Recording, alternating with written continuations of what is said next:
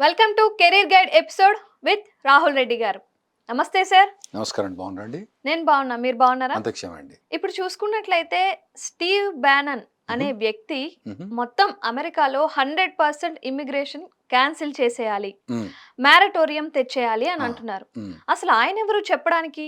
ఆయన ఎందుకు ట్రంప్కి సలహాలు ఇస్తున్నారు? హ్మ్. ఇవన్నీ ఒకసారి ఎక్స్ప్లెయిన్ చేస్తారా? తప్పకుండా అండి. స్టీవ్ బ్యానన్ అతను ట్రంప్‌కి చాలా ఇంపార్టెంట్. 2016 నుంచి వాళ్ళు బాగా సపోర్ట్ చేసిండ్రు. వీళ్ళు కొద్దిగా రైట్ వింగ్ అంటాం మీకు. అంటే మ్మ్. మీకు సింపుల్‌గా మన ఇండియన్ లాంగ్వేజ్‌లో చెప్పాలంటే, అంటే నేను స్టీవ్ బ్యానన్‌కు ఈ పర్టిక్యులర్ ఆర్గనైజేషన్‌కు కంపేర్ చేస్తలేను నేను. అంటే మనకు కొన్ని ఆర్గనైజేషన్స్ పొలిటికల్ పార్టీస్‌కు ఇంపార్టెంట్.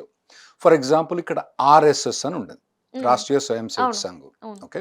వాళ్ళకి పర్టిక్యులర్‌గా ఏ ఆర్గనైజేషన్ తోటి, ఏ పొలిటికల్ ఆర్గనైజేషన్ సంబంధం లేకున్నా గానీ, మనకు తెలిసి ఏందన్నట్టు వీళ్ళు మొత్తానికి బీజేపీకి బాగా సపోర్ట్ చేస్తారని ఉంటదన్నట్టు. అవును. అయితే మోదీకి ఆర్ఎస్ఎస్ ఎంత ఇంపార్టెంటో, ట్రంప్ కూడా ఇతను స్టీవ్ బ్యానన్ అనే అతను అంత ఇంపార్టెంట్ అన్నట్టు. ఓకే. ఇతనికి నేను స్టీవ్ బ్యానన్‌కు ఆర్ఎస్ఎస్ కంపేర్ నేను చేస్తలేను. ఒకటే ఎగ్జాంపుల్ జస్ట్ చెప్తున్నా. ఎగ్జాంపుల్. ఒక ఓకే. డాక్టరు ఎట్లుంటాడు అని చెప్పడానికి అట్లా ఎగ్జాంపుల్ చెప్తాను మ్మ్. అన్నట్టు. ఈ స్టీవ్ బ్యానన్ అతను మెయిన్ ఫండమెంటల్ ఆర్గనైజర్ అన్నట్టు మొదటి నుంచి. మ్మ్. ట్రంప్‌కు సపోర్ట్ చేసి ఆర్గనైజేషన్స్ మొత్తం చేసి వాళ్ళకు చాలా మంది సపోర్టర్స్ ఉన్నారు. యూఎస్‌లో మొత్తం సపోర్టర్స్ చాలా మంది ఉన్నారు. వాళ్ళందరిని సపోర్ట్ చేసి లాస్ట్ టైమ్ ఇతను 2016లో ఎలక్ట్ అయినప్పుడు స్టీవ్ బ్యానన్ ఇంపార్టెంట్ పర్సన్ ఉండేది. 2020లో ఓడిపోయినప్పుడు స్టీవ్ బ్యానన్ ఓడిపోయిండని. Trump okay. ఓడిపోయినాడు ఒప్పుకోలే. ఓకే. మళ్ళా తర్వాత ఇప్పుడు 2023లో గాని 24లో గనుక గెలిచినప్పుడు కూడా స్టీవ్ బ్యానన్ అనేది వెరీ ఇంపార్టెంట్ పర్సన్ ట్రంప్ కండి. మ్మ్. అయితే అతను ఇప్పుడు ఏమంటాడంటే మొత్తం ఇమిగ్రేషన్ ఆపి పెట్టేయాలి. ఎందుకంటే ఇందులో చాలా అన్యాయాలు ఉన్నాయి. ఇందులో ఎవ్వరు కూడా పర్టికులర్‌గా H1B అన్నదాన్ని మొత్తం ఆపి పడేయాలి. H1B ఎంప్లాయీస్ మొత్తమును యూఎస్‌కు రాకుండా చేయాలి. ఉన్న వాళ్ళని కూడా బయటికి పంపించేసేయాలి. మ్మ్. ఈ జాబ్స్ అన్నీ యూఎస్ జాబ్స్ వాళ్ళు తీసుకుపోతుండ్రని స్టీవ్ బ్యానన్ ఆర్గ్యూ చేస్తున్నాడు. ఓకే. ఇది మన ఇండియా వాళ్ళకేనా? మొత్తం అన్ని దేశాల వాళ్ళు అమెరికాలో ఉండకూడదు అని ఆయన చెప్తున్నాడా? అవునండి. H1B అన్నది ఒక్క ఇండియా వాళ్ళకి కాదండి. హ్మ్. మొత్తం అన్ని దేశాల వాళ్ళకి కూడా వర్తిస్తది. కాకపోతే ఏందంటే మిగతా దేశాలు H1 మీద ఎక్కువ మంది లేరు. మెయిన్ ఒక కారణం ఏందంటే మిగతా దేశాలకు గ్రీన్ కార్డ్ అన్నది తొందర వచ్చేస్తదన్నట్టు. అవును. వాళ్ళ గ్రీన్ కార్డ్ మనకి ఇంతకుముందు క్యారియర్ గైడ్‌లో మనం ఎక్స్‌ప్లెయిన్ చేసింది ఏందంటే ఒక 7% కోటా అని ఉందన్నట్టు.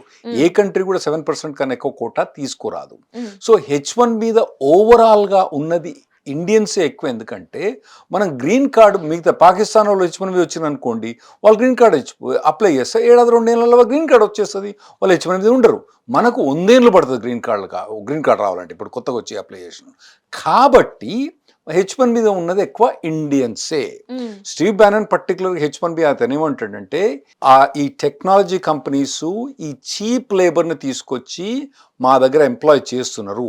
వీళ్ళని తీసుకుపోయి బయట పడేస్తే మా యూఎస్ సిటిజన్స్‌కు ఎంప్లాయ్‌మెంట్ వస్తదని అతని ఆర్గ్యుమెంట్. అందువలన ఇమ్మిగ్రేషన్ మొత్తం క్యాన్సిల్ చేసేయాలి అంటున్నారు. అవునండి. హ్మ్. మొత్తం H1Bస్‌ను కొత్తోళ్ళని ఎంటర్ కానియద్దు. ఉన్నోళ్ళని వెనకకు పంపించేయాలి. మొత్తం క్లీన్ అయిపోయిన తర్వాత మళ్ళా అప్పుడు ఆలోచిద్దాం మనకు కావాలనా వద్దా అని. హ్మ్. ఎందుకంటే దాదాపు ఇప్పుడు 7, 8 లక్షల మంది H1B మీద గాని, H4EAD మీద గాని 8, 9 లక్షల మంది ఉన్నారు కదా! అవును. వీళ్ళందరినీ తీసేసి బయటేసి మనం అప్పుడు యూఎస్ సిటిజన్స్‌కు ట్రైనింగ్ ఇచ్చి కానీ, వాళ్ళ జాబ్ ఇచ్చి కానీ అతని ఒపీనియన్ అండి. ఓకే. మన వాళ్ళే ఎక్కువగా అమెరికాలో ఉంటారు. ఆ జాబ్స్ కానీ, ఐటీ జాబ్స్ కానీ మొత్తం మన వాళ్ళే ఎక్కువగా ఉంటారు కదా! ఇప్పుడు H1B వీసానే వద్దు, అసలు ఇమ్మిగ్రేషనే వద్దు అంటే వాళ్ళకి చాలా ఎక్కువ నష్టం జరుగుతది కదా!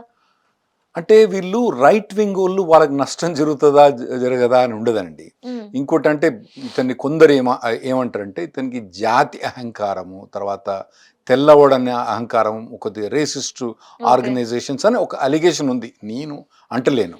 సో వీళ్ళేందంటే ఈ రైట్ వింగ్ వాళ్ళు మంచా చెడా అన్నది చూడరన్నట్టు వాళ్ళు కొందరు. హుహు. మంచి జరుగుతుందా చెడు జరుగుతుందా అని చూడరన్నట్టు. అది నా దృష్టి ప్రకారం ఒకవేళ గనుక ఇటువంటిది ఏదైనా ఇంప్లిమెంట్ చేస్తే మాత్రం నేను కూడా అమెరికా పౌరసత్వనే కాబట్టి చాలా నష్టం జరుగుతుంది. ఎందుకంటే ఈ ఐటీ ఎంప్లాయీస్ వచ్చి బెనిఫిట్ చేస్తాను తప్పే నాశనం చేస్తానని నేనైతే అనుకోను. హ్మ్. అతను స్టీవ్ బ్యానన్ అతని బిలీఫ్ అతను. హ్మ్. అతనేమంటాడు, వీళ్ళొచ్చి మా మంచి మంచి జాబ్లన్నీ తీసుకుపోతుండ్రు, తక్కువ జాబ్లకు సాలరీ చేస్తాండ్రు, అమెరికన్స్ తోటి కంపీట్ చేస్తాండ్రు, అమెరికన్స్ వీళ్ళతో కంపీట్ చేయలేకపోతాండ్రు కాబట్టి వీళ్ళని తీసేయాలని అతను అంటాడు అన్నట్టు. ఈ స్టీవ్ బ్యానన్ అనే ఆయనే ఈ మాట చెప్పారా? లేకపోతే ట్రంపే ఆయనకి సీక్రెట్‌గా చెప్పి ఆయన చేత ఈ న్యూస్‌ని బయటకు వదిలించారా? లేదు, ట్రంప్ అట్లా చెప్పలేదు ఎప్పుడు. ఓకే. ట్రంప్ మొత్తం మారిటోరియం పెడతా అని ఎప్పుడు అనలేదు. ఆ! అనలేదు. అతను స్టీవ్ బ్యానన్‌కి సపోర్ట్ చేస్తలేడు ఇందులో. ఓకే. ఆ! ఇందులో స్టీవ్ బ్యాననే దీన్ని మోర్ ట్రంప్ సపోర్ట్ చేస్తలేడు. ట్రంప్ మొత్తం ఇమిగ్రేషన్ బ్యాన్ చేస్తలేడు కాబట్టి హ్మ్. నేను డబుల్ డౌన్ అంటే నేను దీన్ని చాలా ఎత్తుకు తీసుకుపోతా అని హ్మ్. దాదాపుగా ఛాలెంజ్ చేస్తుండు అతను. ఓకే. గవర్నమెంట్ ఏమంటాడంటే ట్రంప్ అడ్మినిస్ట్రేషను మా సపోర్టర్స్ ద్వారా మీరు గెలిచిండ్రు కాబట్టి మీరు గనక బ్యార్ చేయకపోతే మీరు మాట ఇచ్చి తప్పిన వాళ్ళు అవుతారని అతను స్టీవ్ బ్యానన్ హెచ్చరిస్తున్నాడు గవర్నమెంట్ని. హ్మ్. అది. సో ట్రంప్ ఇతనితో చెప్పిస్తలేడు, ఉల్టా అసలు ట్రంప్ ఇతను చెప్పి ఆగే మనిషి కాదు హ్మ్. Steve okay. బ్యానన్. మరి ఈ విధంగా 100% ఇమ్మిగ్రేషన్ మొరటోరియం అనేది జరిగిందే అనుకోండి. ఉమ్. ఆల్రెడీ గ్రీన్ కార్డ్స్ అప్లై చేసి ఉన్న వాళ్ళ పరిస్థితి ఏంటి? వస్తాయా? రావా? అది పట్టి ఉంటుందండి. అంటే గ్రీన్ కార్డ్ నాకు తెలిసి ఒకవేళ కనుక స్టీవ్ బ్యానన్ పట్టిపోతే తనకి కాన్స్టిట్యూషన్ లిమిట్స్ ఉంటాయి, లా ఉంటుంది. హ్మ్. ఇమ్మీడియట్గా బార్ చేయడం అంటే చాలా రెస్ట్రిక్షన్స్ ఉంటాయి దానికి. హ్మ్. ఒకవేళ స్టీవ్ బ్యానన్ చెప్పినట్టుగా ఇంప్లిమెంట్ చేస్తే డెఫినెట్గా గ్రీన్ కార్డ్ అప్లై చేసిన వాళ్ళు కానీ, తర్వాత H1 మీద కానీ, H1 మీద కాదు, చాలా వీసాలు ఉన్నాయి. H1 ఉన్నది, L1 వీసా ఉంది. హ్మ్. ఇప్పుడు కొన్ని వీసాలు మీకు చెప్పాలంటే H2 వీసా అని ఉంటుంది, H3 వీసా అని ఉంటుంది. అవి వేరే. H2 వీసాలు అంటే ఇప్పుడు అగ్రికల్చర్ వర్కర్స్ ఉంటుంది, అదొకటి ఉంటుంది. H3 వీసాస్ అంటే ట్రైనీ వర్కర్స్ ఉంటుంది. జే వీసాస్ ఉంటాయి, అవి కూడా కొన్ని వర్కర్స్ వీసాస్ ఉంటాయి. క్యూ వీసాస్ ఉంటాయి, అవి కూడా కొన్ని వర్కింగ్ వీసాస్ ఉంటాయి. టీఎన్ వీసాస్ ఉంటాయి, అవి ఏంది కెనడియన్స్కు మెక్సికన్ సిటిజన్స్కి ఉంటాయి. అవి కూడా ఉంటాయి. అట్లా చాలా వీసాలు ఉన్నాయి అన్నట్టు. ఓ ఓకే. వీసా ఉంటుంది, అవును. పీ వీసా ఉంటుంది, హ్మ్. చాలా వీసాలు ఉంటాయి. O1, O2 చాలా వీసాలు ఉంటాయి. ఇవన్నీ వీసాలు కూడా అతను బ్యాన్ చేయాలని ఇబ్బంది అన్నట్టు. ఒక H1B అని అనలేదు. కాకపోతే ఇప్పుడు మాత్రం అతను ఎక్కువ ఫోకస్ H1 మీద చెప్తున్నాడు అతను. ఎందుకంటే వాళ్ళకి ఇమ్మీడియట్గా వచ్చేది ఏంటంటే వర్క్ వీసా అనగానే జనాలకు వచ్చేది ఏంది, H1B వీసా అని వస్తుంది. హ్మ్. సో అతను చెప్పే ప్రకారం ఒక H1B కాదు, అన్ని వర్క్ వీసాలను తీసి బంద్ పెడదామని ప్లాన్ అన్నట్టు. ఒకవేళ కనుక ఈ 100% ఇమ్మిగ్రేషన్ పాలిసీ వర్క్ అయిందే అనుకోండి. అప్పుడు మన వాళ్ళ పరిస్థితి ఏంటి? మన ఇండియన్స్ పరిస్థితి ఏంటి? ఇలా రావాల్సి వస్తుందండి. ఒకవేళ కనుక నాకు తెలిసి కంపల్సరీ ఇది ఇంప్లిమెంట్ కాదు. చేయడు. ట్రంప్ హ్మ్. ఎప్పుడు అది ఇంప్లిమెంట్ చేస్తా అని చెప్పలేదు. హ్మ్. ఎలక్షన్ల ప్రామిస్లో కూడా అతను చెప్పలేదు. స్టీవ్ బ్యానన్ చెప్పుంటాడు, కానీ ట్రంప్ చెప్పలేదు. స్టీవ్ బ్యానన్ అన్నాడు ఇటువంటి మాటలు, చాలా మంది ఆయన అన్నాడు. ఆయన అన్నంత మాత్రాన ఆయన కాదుగా ఎలక్ట్ అయింది. అవును. ప్రజలు ఎన్నుకున్నది ఎవరు? ట్రంప్ని ట్రంప్‌ని. ఎన్నుకున్నది. ట్రంప్ ఏం మాట్లాడిండు? మారిటోరియం పెడతాను అనలే. మొత్తం H1B బ్యాన్ చేస్తాను ఎప్పుడు అనలే అతను. ఎత్తున అనలేదు కాబట్టి అతను దీనికి ట్రంప్ అగ్రీ కావట్లేడు ఇప్పుడు. కాకపోతే వాళ్ళు ఎంత ప్రెషర్ పెడతాడు, ఎంత కాంప్రమైజ్కి వచ్చేది అన్నది వేరే విషయం. అయితే ఇందులో ఏంటంటే ది ఇమిగ్రేషన్ అడ్వైజర్ ఎవరైతే ట్రంప్ అపాయింట్ చేసిండో అతను కూడా స్టీవ్ బ్యానన్ మనిషే. హ్మ్. అది ఓకే. ప్రాబ్లం. కాకపోతే ఆ స్టీవెన్ మిల్లర్ అనే అతనికి ఇంత ఎక్స్‌ట్రీమ్ బిలీఫ్స్ ఏవైతే స్టీవ్ బ్యానన్‌కు ఉన్నాయో, స్టీవెన్ మిల్లర్‌కు అంత ఎక్స్‌ట్రీమ్ బిలీఫ్స్ లేవు. హ్మ్. అతను కూడా H1B బ్యాన్ చేయమంటాడు. ఒకటి హ్మ్. మర్చిపోకండి. స్టీవెన్ మిల్లర్ కూడా H1B బ్యాన్ చేసే ప్రిన్సిపలే అతనిది.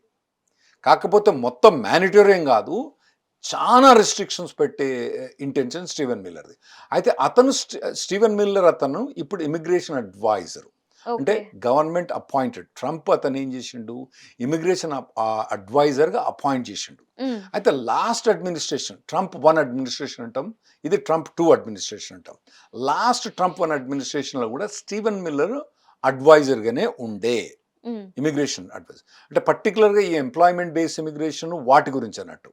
మళ్ళీ వేరే ఇల్లీగల్ ఇమిగ్రేషన్ గురించి వేరే అడ్వైజర్ వేరే ఉన్నారు వాళ్ళకు. లీగల్ ఇమిగ్రేషన్ గురించి మోస్ట్లీ స్టీవెన్ మిల్లర్ అడ్వైజర్గా ఉండే. అయితే లాస్ట్ టైం స్టీవెన్ మిల్లర్ చాలా రిస్ట్రిక్షన్ చేసడానికి ట్రై చేసిండు. H4EAD తీసడానికి ట్రై చేసిండు. H1B ఎక్స్టెన్షన్ 3 ఏళ్ళ కన్నా 3 నెలలు, 4 నెలలు, 5 నెలలు, 6 నెలలు, 30% of the H1B extension dealer. ఇప్పుడు నార్మల్గా మాకు H1B డీలర్ ఒక 3-4% వస్తాయి, అప్పుడు 30-40% H1B డీలర్ వచ్చేది. సో హ్మ్. అవన్నీ రిస్ట్రిక్షన్స్ అప్పుడు పెట్టిండు.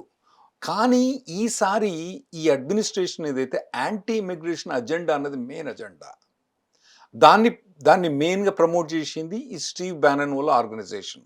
Okay. Make America great again అన్న ఒక ఆర్గనైజేషన్ వాళ్ళు ఒక స్లోగన్ తీసుకొచ్చి వాళ్ళు ఇవన్నీ ప్రమోట్ చేసింది. కాబట్టి ఎట్లా అవుతుందో చూడాలి. ట్రంప్ మాత్రం ఎప్పుడు మారటోరియం పెడతాను అనలేదు, మొత్తం బార్ చేస్తాను అనలేదు. కాకపోతే రిస్ట్రిక్షన్ పెడతాను అన్నాడు, కానీ మొత్తం బార్ చేస్తానైతే అనలేదు. రాహుల్ గారు, టెంపరరీ వీసాస్ F1, J1 అంటారు కదా, వాటి గురించి ఒకసారి ఎక్స్ప్లెయిన్ చేస్తారా? F1 వీసా అంటే స్టూడెంట్ వీసా అండి. అవును. మనం ఇక్కడి నుంచి పోయినప్పుడు మాస్టర్స్ డిగ్రీ కానీ బ్యాచిలర్స్ డిగ్రీ కానీ పోయింది దాన్ని F1 వీసా అంటున్నట్టు. మ్, J1 వీసా అంటే ఇట్స్ ఎక్స్చేంజ్ స్టూడెంట్ వీసా అంటారు అన్నట్టు. అంటే అందులో పర్పస్ ఏంటంటే వాళ్ళకు ఒక చదువు ఒక్కటే కాకుండా అక్కడ పోయి వేరే కొద్దిగా పని చేసుకోవడానికి కూడా ఉంటుంది అన్నట్టు. ఎందుకంటే ఎప్పుడు కూడా ఇప్పుడు ఉట్టిగా చదివితే నాలెడ్జ్ రాదండి. ఎప్పుడు కూడా ప్రాక్టికల్గా పని చేస్తే నాలెడ్జ్ ఎక్కువ వస్తుంది అన్నట్టు. అవును. సో J1 అన్నది it's a combination of student and work visa అన్నట్టు. మ్, కానీ ఇది కూడా టెంపరీ ఇంటెన్షన్ ఉన్న వీసా J1 వీసా అంటారు. ఓకే. మరి ఇప్పుడు ట్రంప్ ఒకవేళ ఈ మ్యారటోరియంని ఇంప్లిమెంట్ చేస్తే ఈ 2 వీసాస్ కూడా పోతాయంటారా? వీసాస్ ఉన్నా పోకపోయినా కానీ ఒకవేళ కనుక స్టీవ్ బ్యానన్ చెప్పినట్టు అయితే అతనికి రాజ్యం మొత్తం ఇచ్చి అట్టగడితే డెఫినెట్గా F1 వీసాస్ పోకపోయినా కూడా F1 తర్వాత మీకు వచ్చే వర్క్ పర్మిట్ OPT అంటే అది 1 year వర్క్ పర్మిట్ ఉంటుంది. తర్వాత స్టెమ్ డిగ్రీస్ అంటే science, mathematics, computer science degree ఉంటే ఇంకో 2 years ఎక్స్ట్రా అంటే 3 year వర్క్ పర్మిట్ అన్నది అతని ఇంటెన్షన్ ప్రకారం OPT వాళ్ళ పిల్లలు చదవటానికి వచ్చినప్పుడు వచ్చి చదువుకొని వెనక పోవాలి, పని చేయరాదు. స్టూడెంట్ OPT మీద స్టెమ్ ఎక్స్టెన్షన్ అన్నది పని చేయరాదు.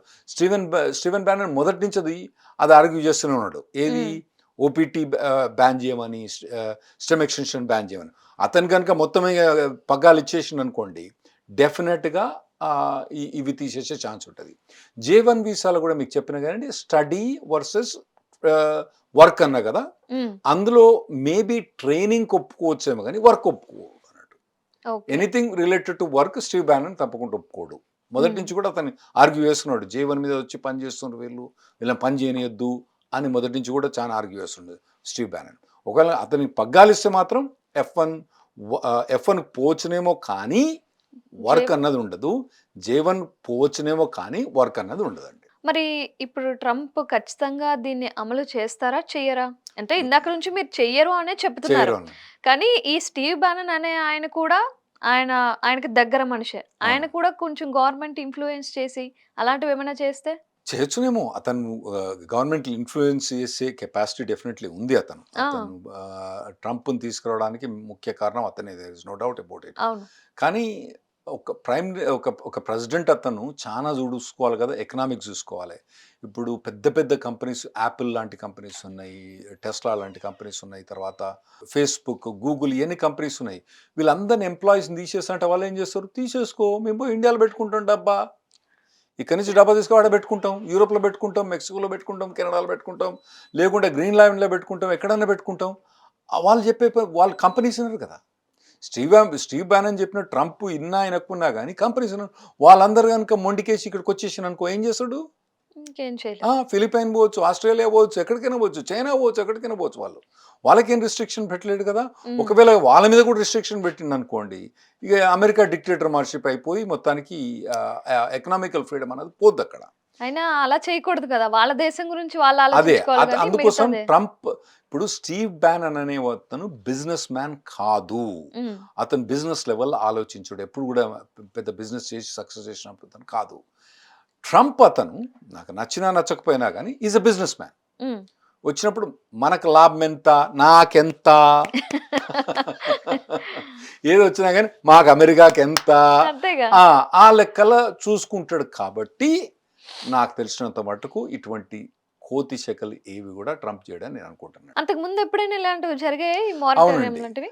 కొన్ని ఒక లెవెల్ ఆఫ్ మారిటోరియం తీసుకొచ్చిండండి.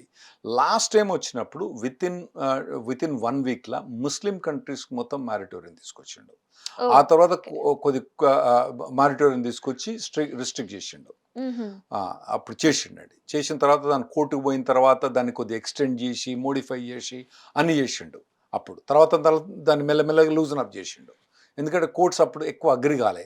కానీ ఇప్పుడు కోర్ట్స్ ఎట్లా అగ్రి అవుతావా కాదా అన్నది మనకు తెలియదు. ఎందుకంటే కొద్దిగా కోర్ట్ సిస్టమ్ కూడా చేంజ్ అయిపోయినాయి ఇప్పుడు. ఎందుకంటే జడ్జెస్ కూడా చేంజ్ అయిపోయినారు. అప్పుడు జడ్జిలు ఇప్పుడున్న జడ్జిలు కొందరు చేంజ్ అయిపోయినారు. సో చూడాలి ఎట్లయితే అన్నది. ఓకే. ఫస్ట్ నాకు తెలిసి ఇతను చేస్తాడని అనుకోలేదు. ఒకవేళ హ్మ్. చేసినా కూడా కోర్టులలో మాత్రం కష్టం ఇది సర్వైవ్ కావడం. రాహుల్ గారు ఒకవేళ ట్రంప్ ఈ మారటోరియం అనే పాలిసీని ఎలాగోలాగా అడాప్ట్ చేశారో అనుకుందాం. అలా అడాప్ట్ చేసుకుంటే మరి ఇండియాకి, అమెరికాకి ఉన్న సంబంధాలనేవి చెడిపోతాయి కదా! అప్పుడు పరిస్థితి ఏంటి? చెడిపోతాయి తప్పకుండా. నాకు తెలిసి ఐ కెనాట్ ఇమాజిన్ అండి అతను. ఎందుకంటే US is the nation of immigrants. హ్మ్. సో నాకసలు నాకు అది డైజెస్ట్ అనేది కాట్లేదు. స్టీవ్ బ్యానన్ మొదటి నుంచి మొత్తుకుంటూనే ఉన్నాడు కానీ, అతను మొత్తుకున్నంత మాత్రాన ట్రంప్ చేస్తాడని నేనైతే అనుకోలేదు. ఒకవేళ అయినప్పుడు రిలేషన్స్ దెబ్బతింటాయి తప్పకుండా. హ్మ్. అంటే మన ఇండియాతోనే ఇంతమంది కాదు, అన్ని దేశాలతోనే అన్ని దేశాలతో దెబ్బతింటాయి కూడా కదా! దెబ్బతింటాయి. హ్మ్. దెబ్బతింటాయి. అది చేస్తాడని నేను అనుకోలేండి. ఇది కొత్తగా వచ్చిన ఇమ్మిగ్రెంట్స్‌కేనా? ఒక కొన్ని సంవత్సరాల నుంచి అక్కడే ఉంటున్న వాళ్ళని కూడా ఇందులో ఇంక్లూడ్ చేస్తారా? అందరిని ఉన్న మొత్తం వాళ్ళని ఎప్పటినుంచో 20, 30 సంవత్సరాల క్రితం వాళ్ళని కూడా. అంటే ఇప్పుడు ఎవరైతే గ్రీన్ కార్డులు లేవో, సిటిజన్ లేదో వాళ్ళందరూ కూడా ఇంక్లూడ్ చేస్తారండి ఇందులో. ఓకే. ఒకవేళ గనుక ఇది మనకి ఇంప్లిమెంట్ చేస్తే. అంటే ఇప్పుడు ఖచ్చితంగా ప్రతి ఒక్కరు బయటకొచ్చేయాల్సిందే. ఈ పాలిసీ గనక 100% ఇమ్మిగ్రేషన్ అవునండి. పాలిసీ అప్లై అవునండి. అయితే. ఒకవేళ. యాహ్! మరి ఇలాంటి పరిస్థితుల్లో ఎలాంటి జాగ్రత్తలు తీసుకోవాలి మన ఇండియన్స్? ఇది అయితదని నేను అసలు అనుకోనండి. దీనికోసం ప్రిపేర్ కమ్మని భయపడి మొత్తం ప్యాక్ చేసుకొని అన్ని సూట్ కేసులన్నీ రెడీ పెట్టుకొని ఎప్పుడు ఏరోప్లేన్ ఎక్కుదామా అని రెడీ ఉండే పరిస్థితి లేదు. హ్మ్. ఇది ఇంప్లిమెంట్ అవుతుందని నేను అనుకోను. కాకపోతే ఓవరాల్‌గా ఇమిగ్రేషన్ అనేది బాగా స్ట్రిక్ట్‌గా ఇంప్లిమెంట్ అవుతుందని నేను ఖచ్చితంగా నేనే కాదండి ప్రతి ఒక్క ఇమిగ్రేషన్ అడ్వకేట్ కూడా ప్రతి ఒక్కడు కూడా చెప్పేది అదే. ఈ ఈ ఈ ఇమిగ్రేషన్ మాత్రం మోర్ స్ట్రిక్టర్ అవుతది. ఇమిగ్రేషన్ తక్కువ మందికి నాన్ ఇమిగ్రెంట్ వీసాస్ కానీ, వర్క్ వీసాస్ కానీ, ఎక్స్‌టెన్షన్స్ కానీ, హ్మ్. వచ్చే అప్రూవల్స్ కానీ అవి తగ్గిపోతాయని మాత్రం ఖచ్చితంగా అందరు నేనొక్కనే కాదండి. ప్రతి ఒక్క ఇమిగ్రేషన్ కొద్దిగా ఏమాత్రం తెలిసిన ప్రతి ఒక్కరు కూడా ట్రంప్ ఎందుకంటే అతను చెప్తున్నాడు కాబట్టి. అతను చెప్పెడుతున్నాడు. లాస్ట్ టైమ్ చేసిండు కూడా కాబట్టి హ్మ్. తప్పకుండా అయితదేమో అని అనుకోవచ్చు. ఖచ్చితంగా జాగ్రత్తలు తీసుకోవడం. మా మా బెస్ట్ ఏందంటే మీరు ప్రిపేర్ కావడం ఏందంటే, మేము జెన్యూన్‌గా నేను ఇమిగ్రేషన్ లాయర్‌ని 30 ఇయర్స్ నుంచి చేస్తున్నా, ప్రాక్టీస్ చేస్తున్నా. కాబట్టి మీకు ఇక్కడ క్యారియర్ గైడ్ రెగ్యులర్‌గా ఈఆర్‌టీవీలో మేము తీసుకొస్తాం కాబట్టి మా దగ్గరకొస్తే మేము ఎవ్రీ వీక్ మీకు అందజేస్తా ఉంటాం ఇటువంటి అప్డేట్స్. సో మా దగ్గరకొచ్చింటే మీకు బెటర్. మీకు అర్థమైద్ది. ఏది నిజము మ్యారిటోరియం అని ఇమ్మీడియేట్ మ్యారిటోరియం అప్లై అయితదా? కాదు అని నేను కాదా? అంటున్నా. సో దానికోసం మీరు అంత ప్రిపేర్ అయ్యి భయపడవలసిన అవసరం మాత్రం లేదు అని. హ్మ్. ఇదొక అప్డేట్ అని ఫస్ట్ తెలుసుకోవాలి రైట్. ఖచ్చితంగా. Right. Right. Okay. Thank you so much Rahul Reddy గారు. థాంక్స్ అండి. చూస్తూనే ఉండండి కెరీర్ గైడ్ ఎపిసోడ్.